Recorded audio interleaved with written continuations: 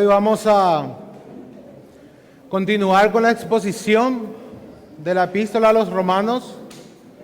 Estamos en el capítulo 15 y hoy cerramos una sección que Pablo viene hablando a inicios del capítulo 14, del conflicto que hay entre cristianos débiles y cristianos fuertes y cómo debemos relacionarnos. Ese es el tema que Pablo viene tratando ampliamente. Así que, hermanos, abran sus Biblias en el capítulo 15.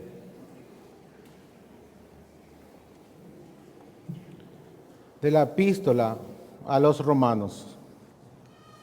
Vamos a orar para que el Señor nos asista.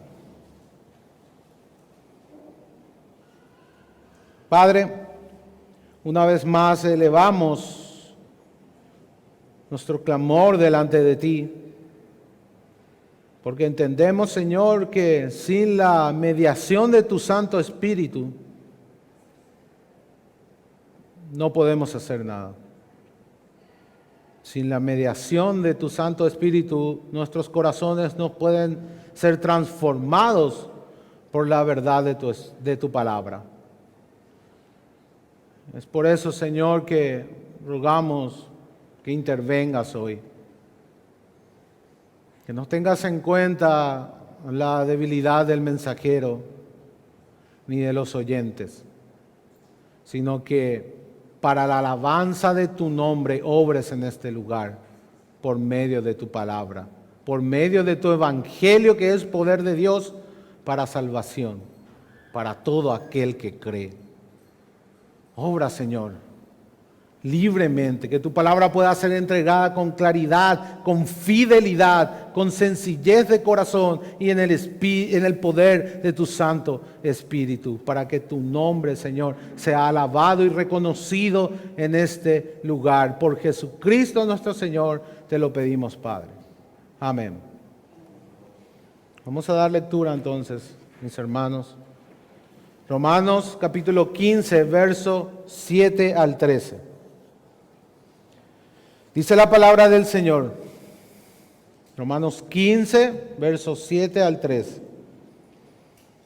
Por tanto, recibíos los unos a los otros, como también Cristo nos recibió para la gloria de Dios.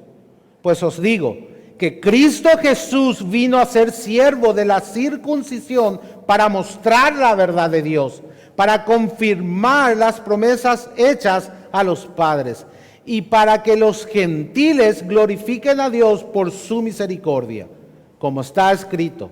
Por tanto, yo te confesaré entre los gentiles y cantaré a tu nombre. Y otra vez dice, alegraos gentiles con su pueblo. Y otra vez, alabad al Señor todos los gentiles y magnificadle todos los pueblos. Y otra vez dice Isaías, estará la raíz de Isaí y el que se levantará a regir los gentiles esperarán en él. Y el Dios de esperanza os llene de todo gozo y paz en el creer, para que abundéis en esperanza por el poder del Espíritu Santo. Amén. Había una vez un joven soldado que regresaba de la guerra y ni bien pisó su país, llamó a sus padres y les comentó que la guerra había terminado y que gracias a Dios él había regresado con vida. En eso le comenta que tiene un amigo quien lo va a acompañar y a quien le gustaría que sus padres le reciban. Sus padres, por supuesto, se pusieron muy felices a tener noticia de su querido hijo y sus padres le dijeron, por supuesto, claro que sí, tráelo, queremos conocerle a tu amigo.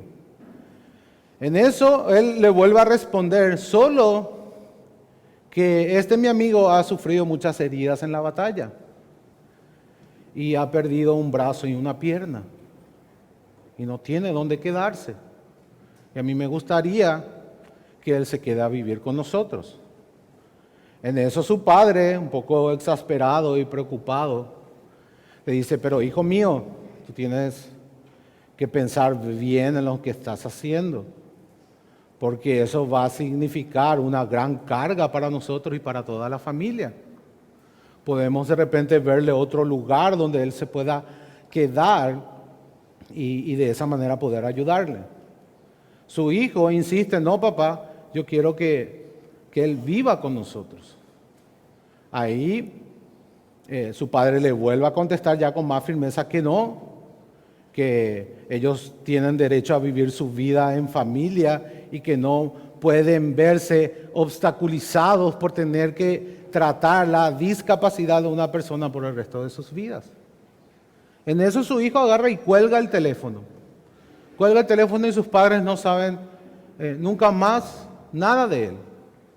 A los 3 días se enteran que su hijo había fallecido. Entonces van al lugar de los hechos para reconocer el cuerpo y ven que definitivamente era su hijo. Solo que al notar el cuerpo de su hijo, se dieron cuenta de que él no tenía un brazo y una pierna. Por tanto, ese amigo que él iba a presentar era él. Y él quería probar a sus padres cómo iban a reaccionar ante esa situación. Y hermanos, muchos de nosotros nos comportamos de esa manera inconscientemente. No estamos dispuestos a llevar las debilidades, ni las fallas de carácter, ni los malos hábitos, ni aun los pecados de nuestros hermanos. Sencillamente decidimos, yo no tengo por qué soportar eso, que se vire él solo, que se vaya a otro lugar, que hable con otras personas. Y es de eso que Pablo trata hoy. Pablo hoy nos dice que debemos de aceptarnos unos a otros. Y ese es el mensaje. Acéptense unos a otros. Y Pablo nos da 2 argumentos para hacerlo y un propósito para hacerlo, un beneficio que va a traer a nuestras vidas el hacerlo. Dijimos que Pablo viene tratando las relaciones de los débiles y de los fuertes dentro de la iglesia, donde él les dice que tienen que recibirse unos a otros, donde él les dice que tienen que edificarse unos a otros, donde él les dice que no tienen que ser de tropiezo, donde él les dice que tienen que tener un mismo sentir en Cristo Jesús, y ahora termina diciendo que deben aceptarse unos por otros. Y el motivo, el argumento teológico, y que va a ser el primer punto que vamos a tocar hoy, que está en el verso 7, es porque Cristo nos aceptó a nosotros. Nosotros tenemos que aceptarnos unos a otros porque Cristo nos aceptó a nosotros. Y el segundo argumento teológico va del verso 8 al 12. Tenemos que aceptarnos unos a otros porque ese es el plan de Dios. Porque esa es la voluntad de Dios. Porque de esa manera estamos cumpliendo el plan histórico, redentor de Dios del cual nosotros formamos parte. Y el beneficio del aceptarnos unos a otros es que vamos a abundar en esperanza. Y ese es el tercer punto del verso 3. Por tanto, hermanos, vamos a iniciar con el primer argumento. Aceptémonos unos a otros porque Cristo nos aceptó. Dice, por tanto, recibió los unos a los otros, como también Cristo nos recibió. Y Pablo regresa al comienzo. Este es el llamado original de la aceptación. Comenzó en el verso 14:1. Hermanos, reciban a los más débiles. Y ahora vuelve así, acéptense mutuamente. ¿Por qué debemos de recibir a los más débiles? Y recuerden que este mandamiento no va solamente a los más débiles. Porque los más débiles también deben de recibir a los más fuertes y no juzgarlos. Y los más fuertes no deben de menospreciar a los más débiles. Y Pablo nos dice en el verso 3 del capítulo 14, porque Dios los ha recibido. Y es el mismo argumento. ¿Por qué tenemos que recibirnos unos a otros? ¿Por qué tenemos que aceptarnos unos a otros? Porque Dios nos recibió, hermanos. Esa es la razón. Si Dios nos recibió a todos nosotros, si Dios le recibió a ese hermano débil, a ese hermano que tiene esos hábitos que te molestan, que tiene ese carácter que te irrita, Dios lo recibió. ¿Quién eres tú para juzgar al siervo de tu Señor? Dice Pablo. ¿Acaso eres tú más justo que Dios? Dios le recibe y vos no. ¿Se dan cuenta, hermanos, el peso del argumento? El que come no menosprecia al que no come. Y el que no come no juzgue al que come, porque Dios le ha recibido. Y Pablo vuelve a decir aquí, por tanto, recibió los unos a los otros, como también Cristo nos recibió. El Señor Jesús había enseñado, hermanos, en su evangelio, que el que le recibe a Él, le recibe a aquel a quien le ha enviado. Y el que recibe a un hermano, le recibe a Dios. Ese es el argumento. Dice en Mateo 10:40, el que a vosotros recibe, a mí me recibe. Y el que me recibe a mí, recibe al que me envió. ¿Se dan cuenta de la cadena? Si yo rechazo a mi hermano, ¿a quién estoy rechazando?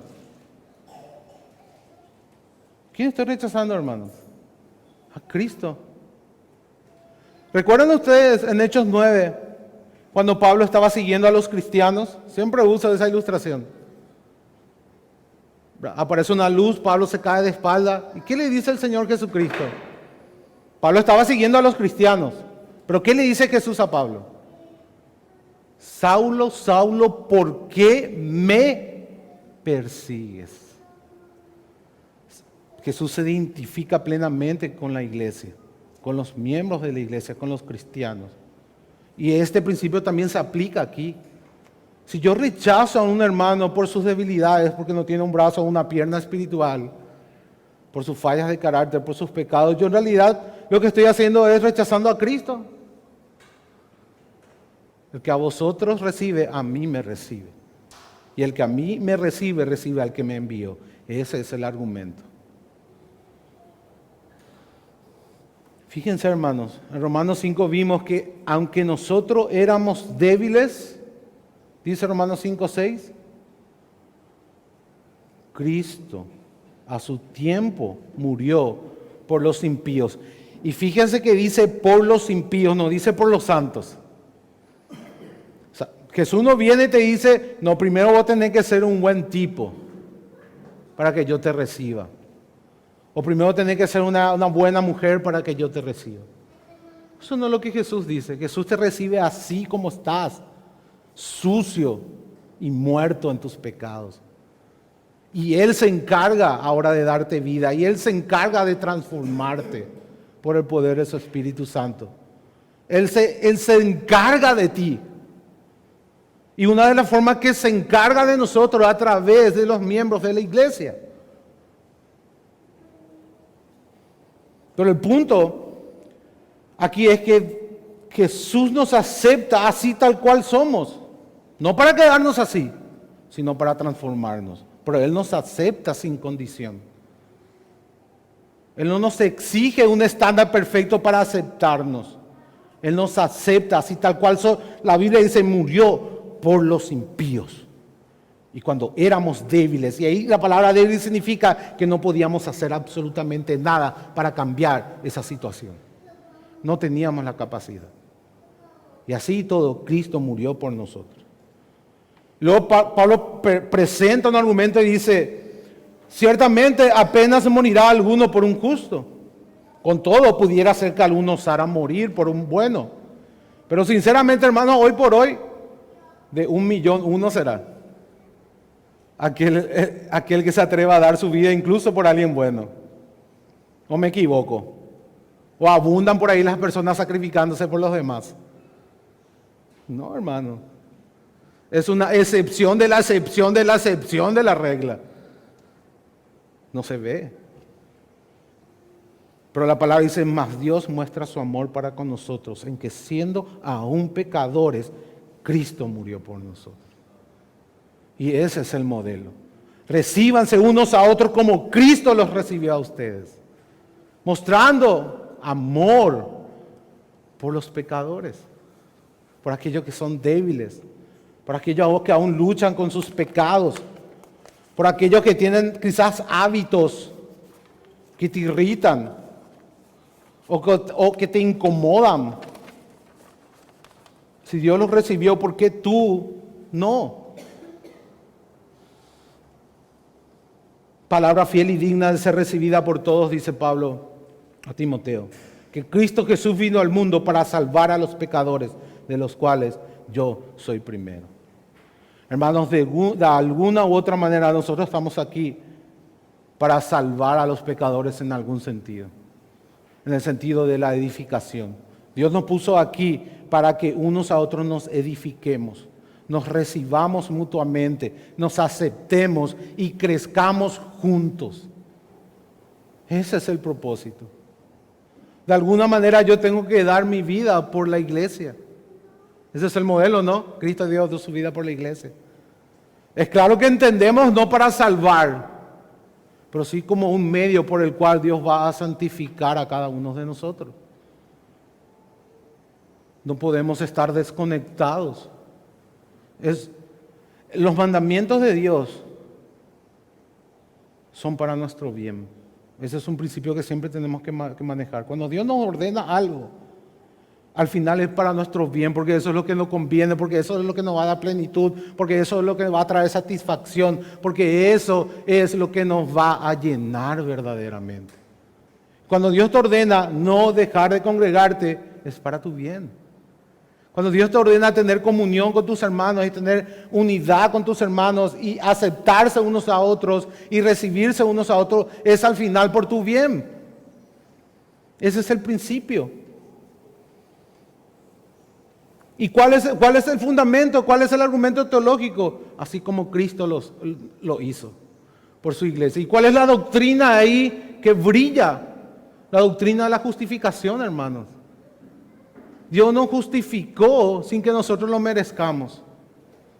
Ese es el argumento. Dios murió por nuestros pecados sin que nosotros lo merezcamos. Aún siendo impíos, dice Romanos 5:6.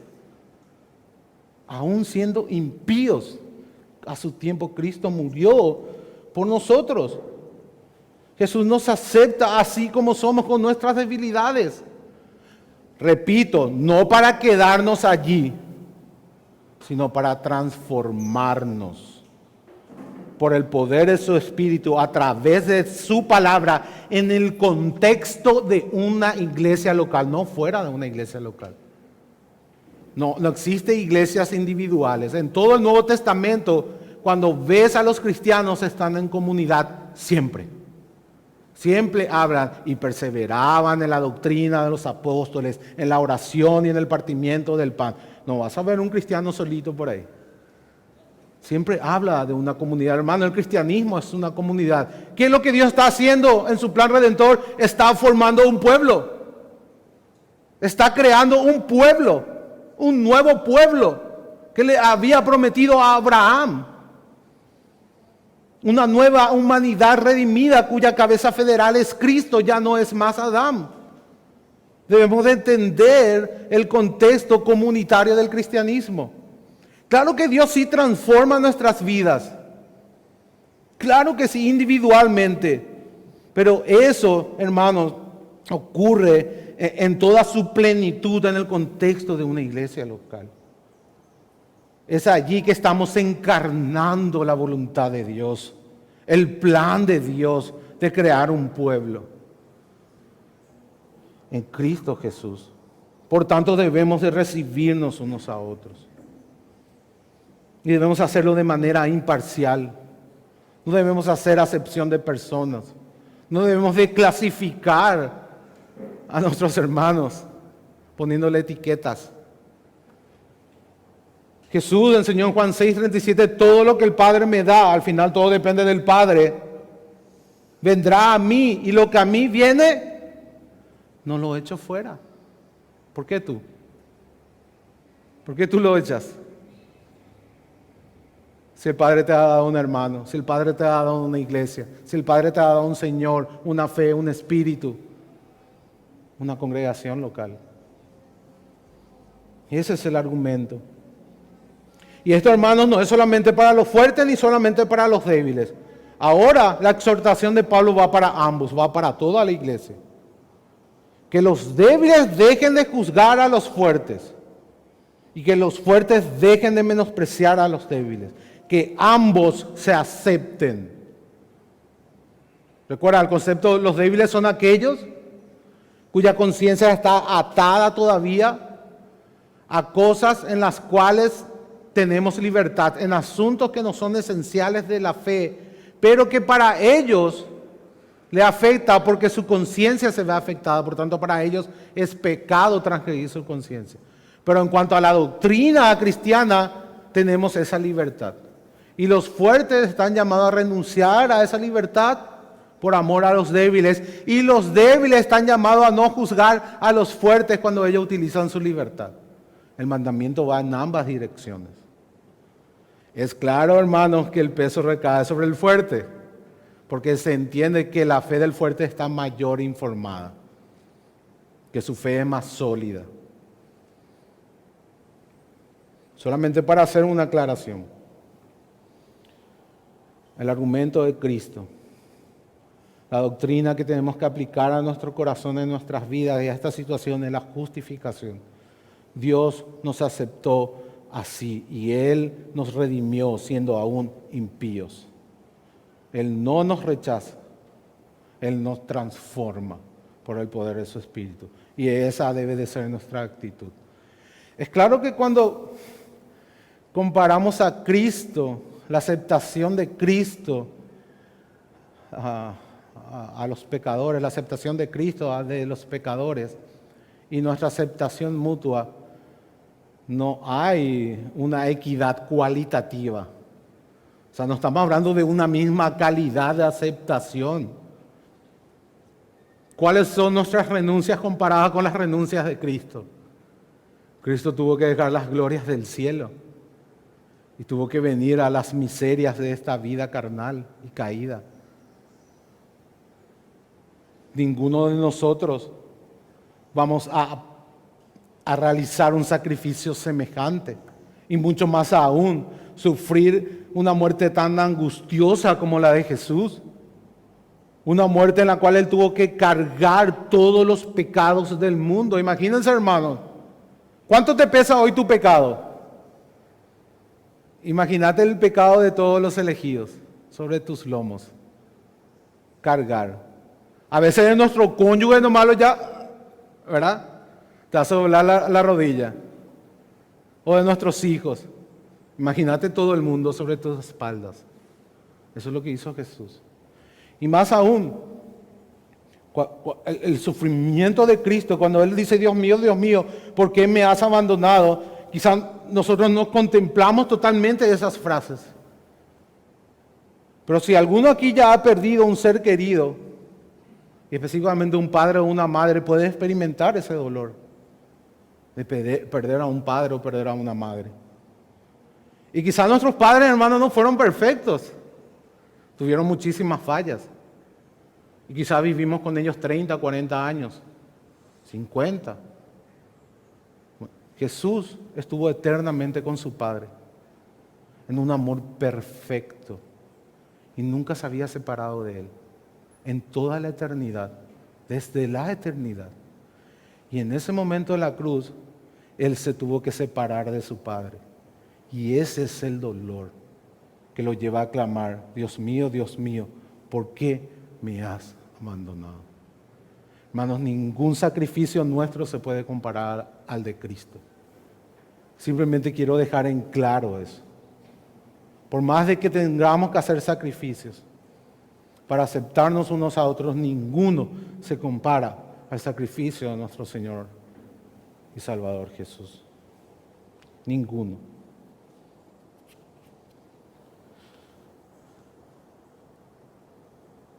La palabra dice que Cristo no solamente nos acepta así tal cual somos y de una manera imparcial, sino que lo hace con gozo. ¿Recuerdan, hermanos, en Lucas 15 la parábola de la oveja perdida? ¿Qué nos enseñó ahí Jesús? Que hay fiesta en los cielos cada vez que un pecador se arrepiente. ¿Y qué pasa cuando un pecador se arrepiente? ¿Qué es lo que sucede ahí? Ese pecador es reconciliado con Dios y es introducido a la familia de Dios por Jesús. El Espíritu Santo lo une a Cristo y en Cristo es adoptado como hijo de Dios. Y cada vez que ocurre eso, la Biblia dice que hay una fiesta en el cielo. Dios se regocija, hermanos, al aceptarnos. Yo sé que no vamos a experimentar a lo mejor ese regocijo cuando tengamos que aceptarnos unos a otros. Simplemente lo ilustro para tener un norte al cual apuntar, para tener un motivo por el cual orar. O sea, no basta solamente, yo que lo acepto luego. Pero en tu corazón, querés que se mude, no sé, a Mingaguazú. O si es posible más allá, ¿verdad? Que se vaya a Coronel Oviedo. No, hermanos, debemos de procurar no solamente aceptarlo externamente, sino regocijarnos en ese hecho. Porque ese es el modelo del Padre, ese es el modelo de Cristo. Y Pablo nos dice, así como Cristo nos aceptó. Eso es bien claro. Bien claro. Y este mandamiento, como todos, tiene también un lado negativo, una advertencia. Podemos traer de la enseñanza de Jesús. ¿Recuerdan? Que Pablo ya nos había dicho que no tenemos que ser de tropiezo, sino tenemos que procurar edificarnos unos a otros. Y Jesús había advertido que si alguno de ustedes hace tropezar a uno de estos pequeños, más le vale que se aten una piedra de molino de asno en el cuello y se lancen al mar. Hay una advertencia de Jesús. O sea, no solamente tenemos que procurar porque Cristo lo hizo, sino que también debe de haber un temor que acompañe ahí debajo, como segunda prioridad, no como la prioridad primera, pero hay una advertencia también de Cristo.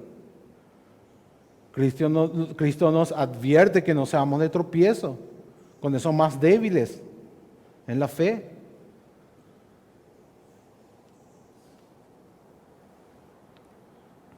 Debemos de buscar, hermanos,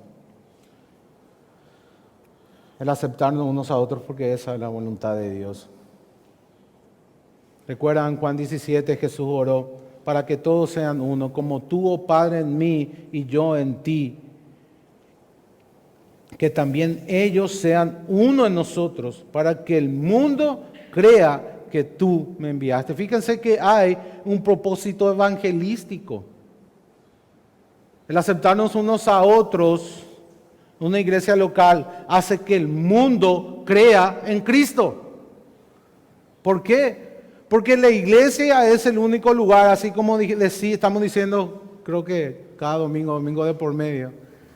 La iglesia es el único lugar donde el mundo puede conocer al verdadero y único Dios. ¿Dónde el mundo puede conocer a Dios? En otro lugar. Verdaderamente. Sabemos que en la creación, pero Romanos 1 nos dice que ellos la rechazan y cambian la gloria de Dios por la gloria de los seres creados. En cambio, Dios nos dice que por medio de la iglesia el mundo va a ser salvo. Esa es una misión, hermanos, que tenemos para que el mundo crea. Fíjense en la oración de Jesús, Juan 17, 21 al 23, para que el mundo crea. Y luego dice Jesús, la gloria que me diste a mí, Padre, ahora yo se la doy a ellos. Ellos tienen mi gloria. Para que sean uno, así como nosotros somos uno. La unidad de la iglesia despliega la gloria de Cristo. Eso es lo que está diciendo. Y fíjense que Pablo dice, recíbanse unos a otros como también Cristo nos recibió. ¿Para qué dice? Para la gloria de Dios. Romanos 15, 7, para la gloria de Dios. Cristo nos ha dado su gloria y esa gloria se manifiesta en la unidad de la iglesia. Yo en ellos y tú en mí, para que sean perfectos en unidad, para que el mundo conozca que tú me enviaste y que los has amado a ellos como también a mí me has amado. ¿Cómo experimentamos el amor de Dios? según este pasaje?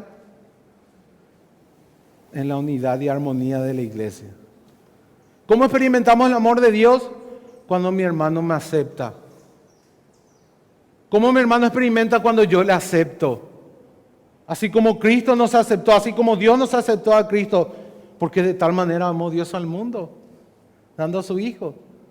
Cuando nosotros aceptamos cuando yo acepto a mi hermano con sus fallas, con sus pecados aún, con sus hábitos, no con el fin de tolerarlo, o sea, no confundan aceptación con toleración, sino aceptación con un propósito de edificar. Ese es el propósito, de ser un medio para la edificación de mi hermano, porque eso trae gloria a Dios. Porque ese es el propósito de la iglesia, manifestar su gloria en la unidad. Y buscar la unidad es un trabajo duro, no es automático, no es venir acá todos los domingos y ya somos unidos, punto. No, se trabaja en ello. Unidad de pensamiento, unidad de sentimiento, unidad de entendimiento, unidad de discernimiento. Y eso se busca, eso se trabaja. Y de esa manera desplegamos la gloria de Dios cuando alcanzamos eso, hermanos. Recíbanse unos a otros, edifíquense unos a otros, no sean de tropiezo unos a otros.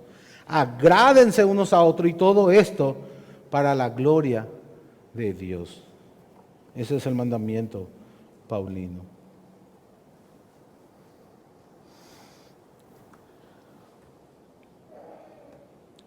Vamos a aceptar a los demás solo cuando entendemos esta verdad, que Cristo nos acepta, que nos aceptó y nos sigue aceptando. Algo, hermano, que yo vengo insistiendo mucho, porque yo estoy convencido que uno de los mayores problemas de la iglesia es el legalismo en nuestros corazones. Dios no solo nos aceptó, sino que Dios nos acepta solamente por Cristo, solamente por lo que Él hizo, porque nos justificó en la cruz y no hay otra razón. Y nosotros vivimos en respuesta a esa verdad siempre. Vivimos en gratitud eterna, una adoración de acción de gracias. Por lo que Cristo hizo por nosotros, no hay nada que nosotros podamos hacer para cambiar esa situación. Dios no nos acepta en base a nuestro comportamiento o en base a nuestro rendimiento. Hay advertencias como la hice yo, pero esas advertencias son para que Dios no nos discipline, pero no para que nos rechace. Cuando somos cristianos ya no somos rechazados. No hacemos cosas para que Dios nos acepte. No nos portamos bien para que Dios nos acepte. Dios ya nos aceptó en Cristo. Y es esa verdad la que tenemos que vivir. Es en respuesta a esa verdad. Y cuando entendemos eso, va a ser mucho más fácil aceptar a mi hermano. Porque yo vivo la verdad de que no merezco ser aceptado y sin embargo lo soy. ¿Y bajo qué argumento voy a rechazar a mi hermano o a mi hermana? No voy a tener argumentos. No los voy a tener. Por tanto, hermanos, debemos de quitarnos de la cabeza que tenemos que ganar o conservar el favor de Dios por medio de nuestro carácter, por medio de nuestro comportamiento, por medio de nuestra obediencia. Tenemos que quitarnos esa idea de la cabeza que somos nosotros los que tenemos que justificarnos diariamente y constantemente delante de Dios. No, es solamente a través de Cristo. Y irónicamente, cuando entendemos esa verdad, vamos a vivir una vida de mayor obediencia. Porque no hay nada que mueva más la voluntad que cuando uno experimenta el amor. Cuando uno experimenta el ser amado, se rinde mucho más fácil a esa persona. Complace mucho más fácil a esa persona que cuando alguien se siente obligado. Es el mismo principio de sentido común, hermano. Así nos comportamos como seres humanos con las personas. Y mucho más aún con Dios. Mucho más aún con Dios. Y querer justificarnos diariamente o constantemente a través de nuestras obras solamente va a producir ansiedad en nuestros corazones. Va a producir desesperación, porque en el fondo sabemos que es imposible. Dios nos reclama que seamos buenos, Dios reclama que seamos perfectos, si va a aceptarnos con nuestras obras. No puedes fallar ni siquiera en tu pensamiento, mínimamente. Una vez que quebrantas mandamientos, has quebrantado toda la ley y eres digno merecedor del infierno delante de Dios. Ese es su estándar, hermanos. ¿Estás seguro que quieres ir por ese camino? ¿O quieres ir por aquel el cual Cristo cumplió, obedeciendo perfectamente en tu lugar y pagando tus deudas en la cruz? Ese es el camino, la verdad y la vida. Ese es el camino al Padre, no hay otro. Nadie puede llegar por otro camino. No hay atajos al cielo. Es Cristo. Y solamente Cristo. ¿Qué sucede cuando las personas intentan justificarse delante de Dios? Ocurren las contiendas. Ocurren las disensiones. Ocurren los problemas dentro de la iglesia. ¿Por qué? Porque las personas que tienen este pensamiento, y todos hermanos nos vemos tentados y en alguna manera somos legalistas. En alguna manera todos luchamos en menor o mayor grado. Pero cuando uno está metido en este modo de vivir, de querer justificarse delante de Dios, se va a volver una persona ansiosa, frustrada, porque no lo va a lograr. Y va a comenzar a querer compararse con otras personas. ¿Por qué? Porque compararse con Cristo no se puede. Entonces va a empezar a compararse con otras personas y va a empezar a tener un espíritu crítico. Va a comenzar a querer ajustar a todo el mundo a su molde, para de esa manera acallar su conciencia. Así opera el legalismo, hermano. Y les expongo de esta manera para que puedan evaluarse y examinarse. Si te estás comparando con otra persona que no es Cristo y estás intentando imponer tu estilo de cristianismo en las personas y juzgándole en base a ese estándar que es tuyo, lamento decirte que eres un legalista y que debes arrepentirte delante de Dios, porque estás rechazando a Cristo e intentando justificarte por tus obras, por tus méritos, por tu obediencia, y no lo vas a lograr. No lo vas a lograr.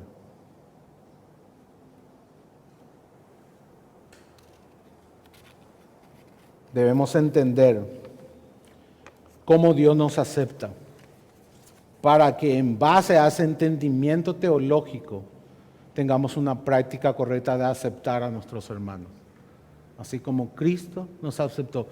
Esa es la clave, hermanos. Si no entendemos bien la aceptación que tenemos en Cristo, no vamos a poder practicar correctamente la aceptación unos a otros. No lo vamos a poder hacer. Una manera, entonces, de determinar prácticamente qué tan bien entendemos el Evangelio es que tanto criticamos a los demás. Si estás criticando mucho a los demás y si estás queriendo imponer todos tus méritos en los demás o todo tu estilo de vida en los demás, es porque no estás entendiendo correctamente el Evangelio. Es porque no estás entendiendo el pasaje, más Dios muestra su amor para con nosotros, en que siendo aún pecadores, Cristo murió por nosotros. Que a su tiempo Cristo murió por los impíos. Esa es una manera de medirnos.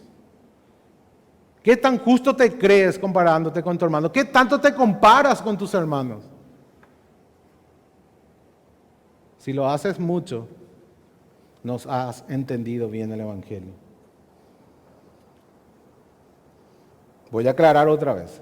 Aceptación no es tolerar el pecado y pasar por alto. No es eso, hermano. Es ser un medio de edificación.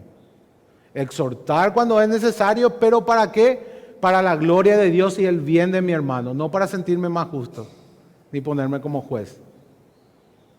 Debemos de buscar la santidad de la iglesia, por la gloria de Dios, porque de esa manera el mundo cree que Dios envió a Jesús y que nosotros somos de Cristo. De esa manera el mundo ve el amor de Dios. De esa manera el mundo conoce el amor de Dios. Entonces, aceptar no es libertinaje. Aceptar es amar, como Dios nos amó. Ese es el concepto. La palabra dice que fuimos predestinados desde antes de la fundación del mundo para ser adoptados como hijos suyos, Efesios 1, 5, 6, por medio de Jesucristo, según el puro afecto de su voluntad, para la alabanza de la gloria de su gracia, con la cual nos hizo aceptos en el amado. Según el puro afecto de su voluntad. ¿Qué te dice eso, hermano? ¿Que tienes que buscar méritos? ¿O que el hermano se tiene que merecer ser aceptado? ¿Tiene que cumplir ciertos requisitos o condiciones para ser aceptado? Imagínense si Dios hacía eso. Y quitábamos esto por el puro afecto de su voluntad. ¿Qué esperanza íbamos a tener? Bueno, así como Dios nos predestinó por el puro afecto de su voluntad, se propuso amarnos y hacernos bien, de esa misma manera, por el puro afecto de nuestra voluntad, tenemos que aceptar a nuestros hermanos y proponernos a hacerles el bien. El bien según Dios. Y todo lo que hacemos, debemos de hacerlo para la gloria de Dios. Recuerdan, en el sermón pasado leímos Filipenses 2. Y al final decía que todo lo que pasó, todo lo que Jesús hizo, ¿verdad? Y la resurrección era para la gloria de Dios Padre. O sea, todo el resumen del ministerio de Cristo, toda su obra es para la gloria de Dios Padre. Y ese también debe de ser nuestro propósito. Y así termina el versículo 7. Para la gloria de Dios. Todo lo que hacemos debemos de hacerlo para la gloria de Dios. Y debemos, hermanos, de buscar ese propósito siempre. Cuando yo hago algo, mi motivación debe de ser buscar la gloria de Dios. Yo sé que muchas veces no vas a tener esa motivación en tu corazón. Y no lo estoy diciendo para que intentes falsificar la obra del Espíritu Santo en tu corazón. Lo estoy diciendo para que clames por ello. Para que ores, que cuando hagas algo, que cuando le hagas un bien a tu hermano, que cuando le exhortes a tu hermano, que cuando le ayudes a tu hermano, que cuando uses tus dones para edificar a tu hermano, lo hagas para la gloria de Dios. Y que pidas a Dios que te dé esos deseos en tu corazón, que corrija tus motivaciones, porque de entrada no van a estar así, te lo adelanto. De entrada vas a tener sentimientos mezclados, motivaciones mezcladas. Vas a querer vanagloriarte, lo vas a hacer de mala gana, lo vas a hacer como una obligación o imposición, o para que vean o para que no vean. Qué sé yo, va a haber alguna motivación ahí, pero te aseguro que de entrada no va a ser buena. Dios es el que produce el querer y el hacer por su buena voluntad. Por tanto, a Él debemos de clamar para que todo lo que hagamos, busquemos hacerlo para la gloria de Dios. Mirando a Cristo. Ese es el secreto. Mirando a Cristo. Mirando cómo Él nos aceptó. Mirando cómo Él derramó su amor. Mirando todo lo que Él sacrificó por nosotros. Mirando todo lo que Él sufrió por nosotros. Imitando eso. Pidiéndole a Dios que nos asista para seguir a Cristo como Él se merece. Y que nos dé su mismo corazón. No solamente la mente de Cristo, sino el corazón de Cristo. Sus mismos deseos. En 1 Juan 2:6 nos dice, hermanos, que debemos de andar como Él anduvo. Y eso no es externamente solamente. Porque lo que Dios pesa es el corazón. Lo que Dios juzga son las motivaciones. Y de nada me sirve, hermanos, como dice Pablo, dar todo mi bien a los pobres, inclusive inmolarme, si no tengo amor. Y habla del amor de Dios. Habla de la gloria de Dios. Habla de hacerlo para el Señor y no para los hombres. De eso está hablando. Debemos de aceptarnos unos a otros porque es el plan de Dios. Y ese es el segundo punto. Cristo vino y se hizo siervo de la circuncisión. Acá la circuncisión se refiere a los judíos, hermanos. Para mostrar la verdad de Dios. ¿A qué se refiere para mostrar la verdad de Dios? Mostrar de que Dios no es un mentiroso. De que Dios es fiel a sus pactos. Y que Dios obra en base a sus pactos. No en base a tus sentimientos. No en base a tus deseos. Dios obra en base a sus pactos. Dios se relaciona con la humanidad a través de pactos. Dios es un Dios de pactos. Y nosotros estamos bajo un pacto. La iglesia está bajo un pacto. Bajo el nuevo pacto hecho en la sangre de Cristo. Esas son sus palabras, hermano. Y este es el nuevo pacto hecho en mi sangre. Y si nosotros entramos en una relación con Dios, es a través de ese pacto. No lo podemos hacer individualmente, sin ningún mediador. Dios siempre pone un mediador. Porque Dios siempre se relaciona con nosotros a través de un pacto. Y ese mediador es Cristo. Y Él vino para mostrar la fidelidad de Dios, para cumplir las promesas hechas a los patriarcas. Que Jesús haya venido, hermanos, es porque Dios le dijo a Adán y Eva que de la mujer iba a venir la simiente que iba a aplastar la cabeza de la serpiente. Y que esa simiente que iba a aplastar la cabeza de la serpiente iba a ser herido mortalmente también en su calcañar. Desde esa promesa se desarrolla el plan de redención y todos los pactos van revelando aún más cosas de lo que Dios iba a hacer en Cristo y va desarrollando el plan histórico redentor. Cuando Cristo viene es en cumplimiento a las promesas hechas al pueblo de Dios, que en ese caso era Israel. Dios había prometido a Abraham que en su simiente iban a ser benditas todas las naciones de la tierra. Y Pablo nos dice que esa simiente es Cristo. Y es en base a esa promesa que Jesús vino y mostró que Dios es fiel y confirmó las promesas hechas a los padres. Y en esos pactos, aunque Dios no lo hizo con los gentiles, sino lo hizo con los judíos, estaba prevista la bendición de los gentiles. En Abraham mismo dice, en tus simientes serán benditas solamente Israel, todas las naciones de la tierra. Y en base a ese cumplimiento que Jesús vino, hermano. Eso es lo que Pablo nos dice acá nada más. Debemos aceptarnos unos a otros. ¿Por qué? Porque es el plan redentor histórico de Dios. Porque es de esta manera que Dios va a llevar a cabo la historia hasta su consumación. Ese es un motivo por el cual debemos de aceptarnos unos a otros.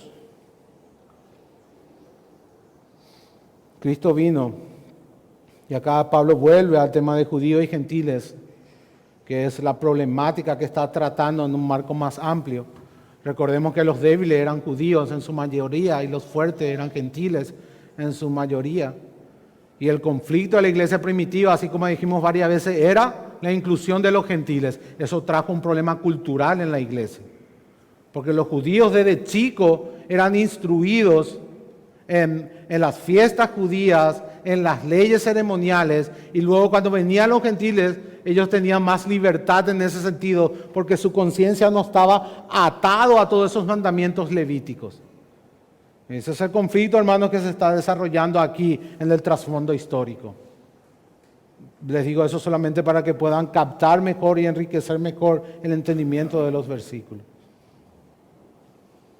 Cristo vino entonces para unir a esos dos pueblos. Efesios 2 dice que Él derribó el muro que separaba a los judíos y los gentiles. Y ese es un muro, hermanos, que estaba en el templo judío en Jerusalén. Un muro que los gentiles no podían atravesar.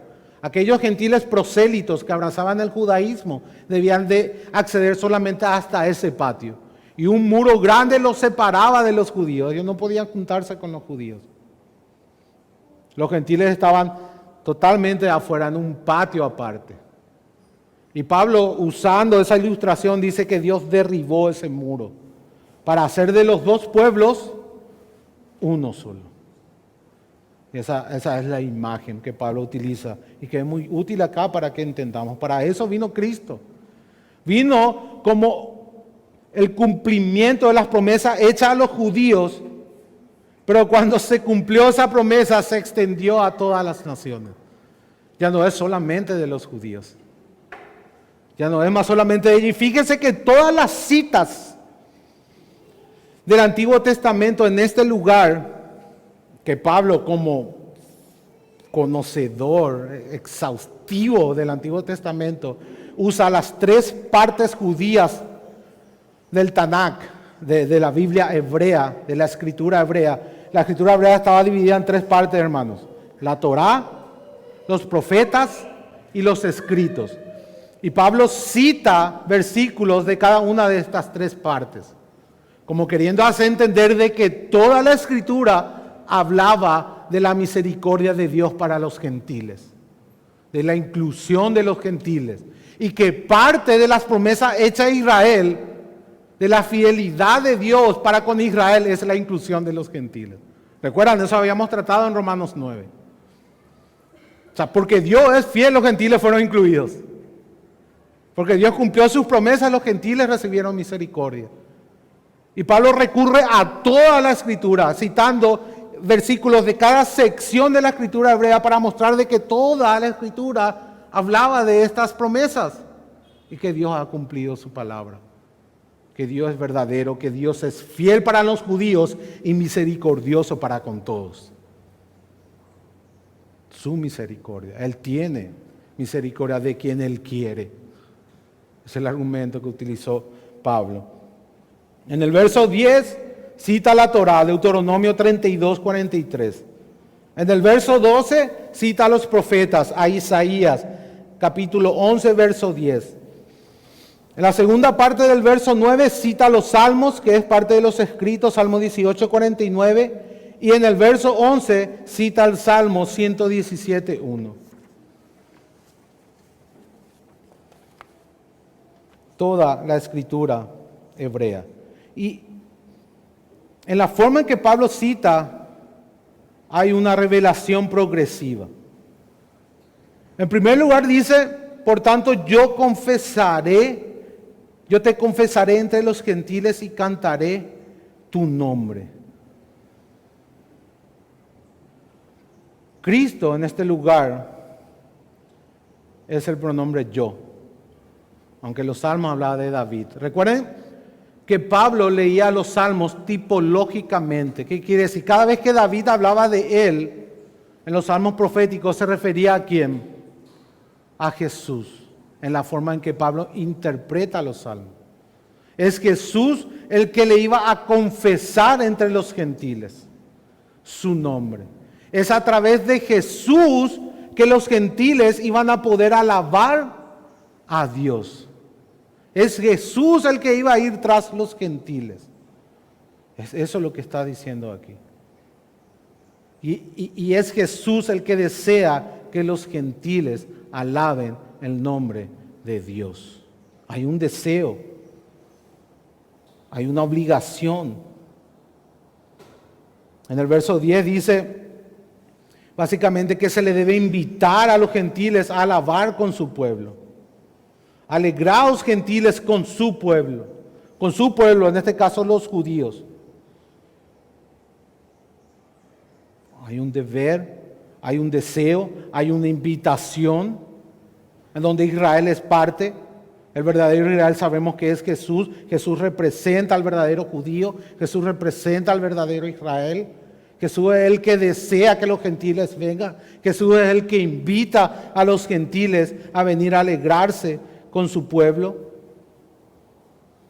Luego dice, para que todos alaben al Señor, alabad al Señor todos los gentiles y magnificar todos los pueblos, como uno solo. De los dos pueblos hace uno. Primero desea que los gentiles la alaben, luego los invita a los gentiles a alabar, y luego vemos ya a todos alabando a Dios. Esa es la progresión que nos revela el orden que Pablo cita esos versículos. Estoy tratando de graficar en sus mentes. Primero hay un deber, un deseo, luego hay una invitación y luego vemos ya a los pueblos alabando. a Dios. Y la última parte dice que todo esto se va a lograr a través de la raíz de Isaí, que ya no venía adelantando Pablo a utilizar el yo te confesaré, a utilizar a David de una manera tipológica. Todo esto se va a lograr a través de la raíz de Isaí. ¿Quién es la raíz de Isaí, hermanos? Jesucristo, el gobernante del linaje de David, el hijo de David que se iba a sentar en el trono eterno. Dice otra vez, ahí estará la raíz de Isaí y el que se levantará a regir a los gentiles. Los gentiles esperarán en él.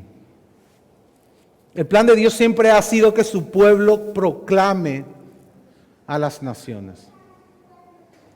Hermanos, Israel debía de proclamar a las naciones al verdadero Dios.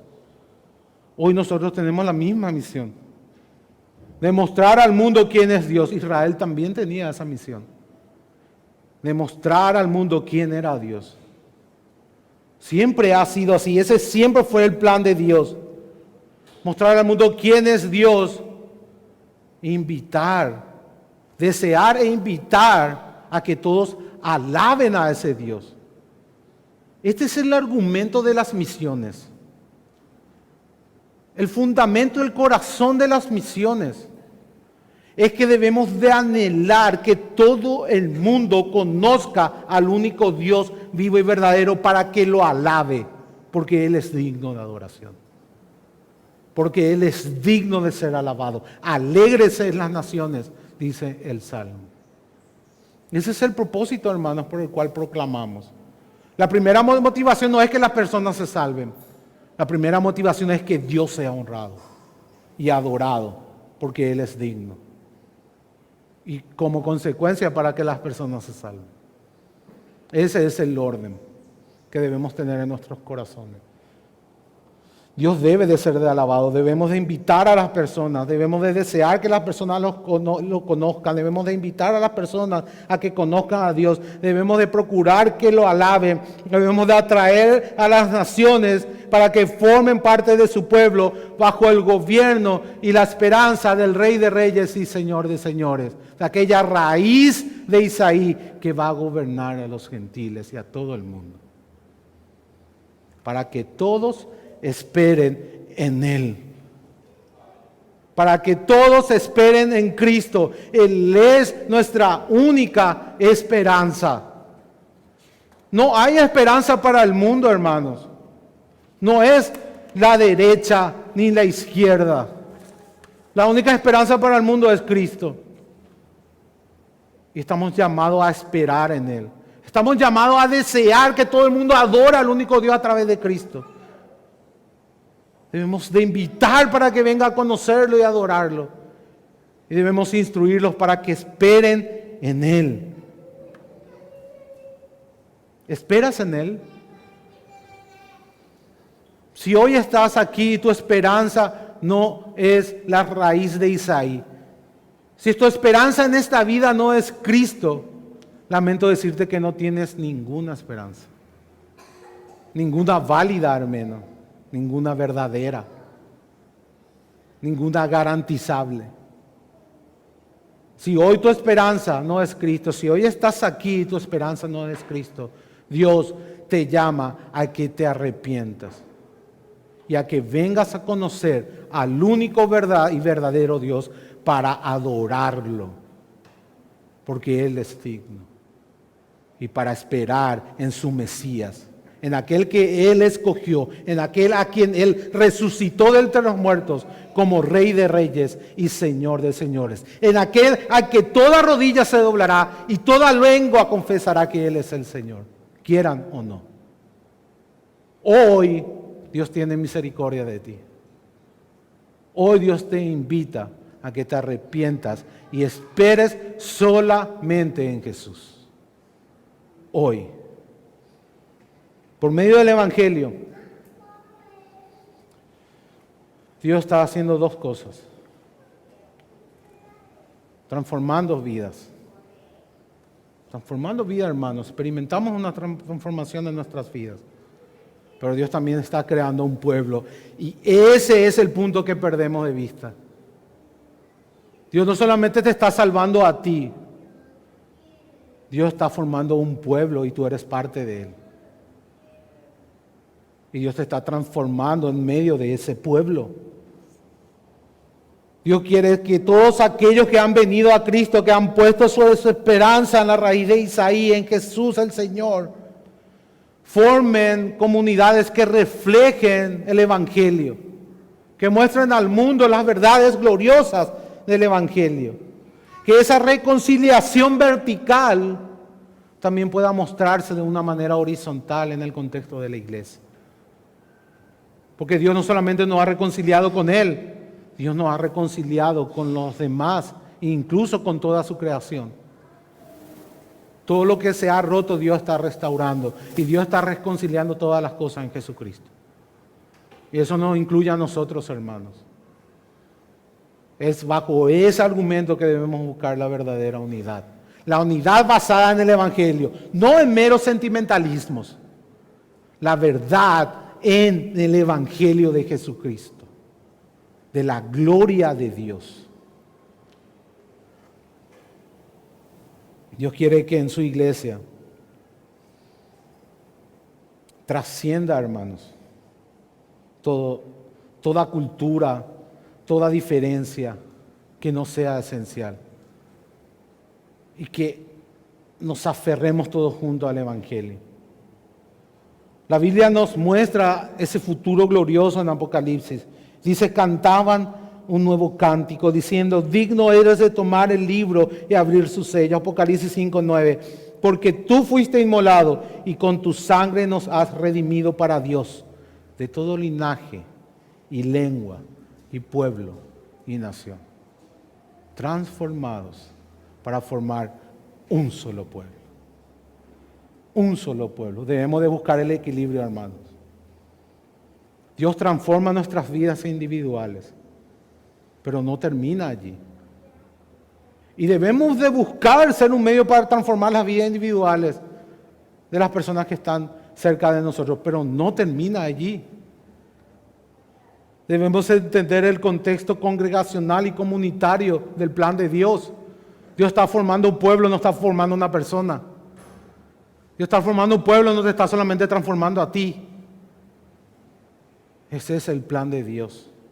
Y ese es el motivo por el cual debemos de aceptarnos unos a otros. Debemos de mantener el equilibrio, hermanos, en esos puntos. Debemos de tener siempre en foco la reconciliación vertical y la reconciliación horizontal, y tener un equilibrio en esos dos puntos y practicar esos dos puntos. Practicarlo, eso es el cristianismo. Juan vuelve a decir en Apocalipsis 7, después de esto miré y aquí una gran multitud, fíjense hermanos, una gran multitud la cual nadie podía contar, de todas naciones, tribus y pueblos y lenguas, que estaban delante del trono y en la presencia del Cordero, vestidos de ropas blancas y con palmas en las manos, y clamabas a gran voz diciendo, la salvación pertenece a nuestro Dios que está sentado en el trono y al Cordero. Oh, gloria a Dios. La gloria es de Dios y solamente de Él. Y el tercer punto, hermanos, cuando tenemos en claro el propósito de Dios, el amor de Dios en Cristo, la justificación inmerecida, el plan de Dios, el beneficio es nuestro. El deseo de Pablo es que el Dios de esperanza nos llene de gozo y de paz en la fe, para que podamos abundar en esperanza por el poder del Espíritu Santo. Es a través de la fe en estas verdades gloriosas, en la verdad de la justificación por la sola gracia, por la sola fe, solamente en Cristo. Y entendiendo el propósito redentor, el plan de Dios de formar un solo pueblo, que vamos a aceptarnos mutuamente, llenándonos de gozo y de paz. Esa paz de Dios que sobrepasa todo entendimiento, ese regocijo divino cuando damos un bien verdadero a los demás. en el amor de Dios. Y la palabra trae una promesa aquí, hermano. Vamos a abundar en esperanza. Vamos a experimentar el poder del Espíritu Santo en nuestras almas. Es eso lo que dice. Vamos a experimentar la verdad de la verdadera esperanza. Aquel glorioso momento futuro que Cristo va a venir por su iglesia y va a restaurar todas las cosas. En ese glorioso momento donde nuevos cielos y nueva tierra serán forjados. Y ya no habrá más llanto, ni dolor, ni enfermedad, ni tristeza, ni nada malo. En donde la victoria de Cristo será consumada y su señorío será vindicado. Hermanos, anhelamos ese momento. Debemos de anhelar ese momento. Debemos de llenar nuestra mente y nuestro corazón de estas verdades. Debemos de beber de estas fuentes para que nuestros corazones se llenen de gozo y de paz y abundemos en esperanza. Y ahí vamos a vivir, hermanos, aceptándonos unos a otros. Cuando entendemos estas verdades. Hay un principio básico y muy práctico que es mucho más fácil cuando entendemos todo esto. Y son palabras que muchos le adjudican al puritano Richard Baxter, pero es muy fácil de memorizar, por eso quiero pasarle a ustedes. Dice, en lo esencial, unidad. En lo no esencial, libertad.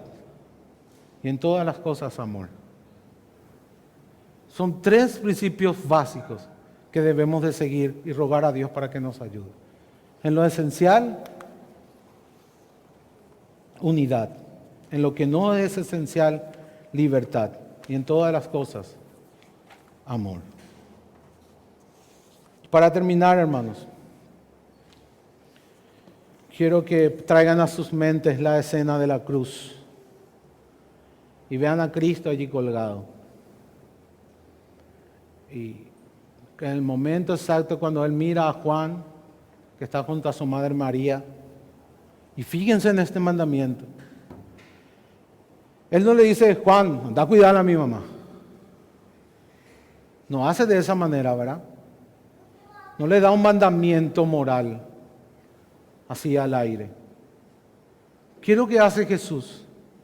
Y aún estando en la cruz, establece un vínculo, establece una relación. Le dice, hijo, he aquí tu madre. ¿Qué ha hecho Jesús, hermanos? Ha establecido una relación de hijo y madre. Y en ese mismo momento Juan entendió que como ahora era hijo, su deber era cuidar a su madre. Naturalmente brotó de su corazón al ser establecida una relación y un vínculo. Eso es lo que Cristo ha hecho con nosotros. Él nos dice, hijo, he aquí tu padre. Y cuando nosotros entendemos eso, la obligación de obedecer a nuestro Padre va a salir naturalmente. No va a ser una imposición. Cuando entendemos lo que Dios hizo en Cristo y lo que Cristo hizo por nosotros, a hacernos hijos de Dios, a atarnos, como dice Calvino, con ese nudo, el cual es el Espíritu Santo, un nudo inquebrantable a Él, hermanos, vamos a aceptarnos unos a otros. Y vamos a poder tener la capacidad, vamos a tener la capacidad de guardar cualquier mandamiento. Cuando entendemos lo que Jesús hizo por nosotros. Cuando entendemos la voluntad de nuestro Padre. Cuando entendemos quién es Él, quiénes somos nosotros y qué Él hizo Él por nosotros. Amén. Oremos. Señor y Padre,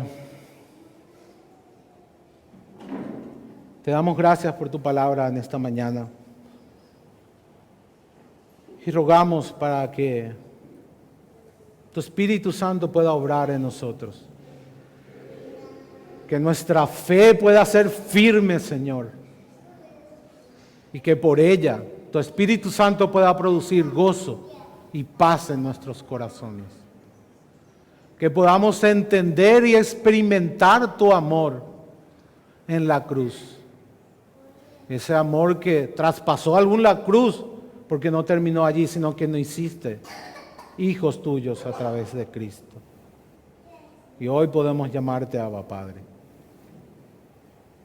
Hoy podemos entender que tú nos aceptas así como somos, incondicionalmente, imparcialmente, y aún te regocijas en ello. Señor, haz que abundemos en esperanza. Haz que entendamos lo que tú has hecho por nosotros. Haz que podamos comprender que somos parte de tu plan histórico redentor. Haz que experimentemos por la fe los dones del gozo, de la paz y de la esperanza, por el poder de tu Espíritu Santo. Padre, por Jesucristo nuestro Señor, te lo pedimos. Amén.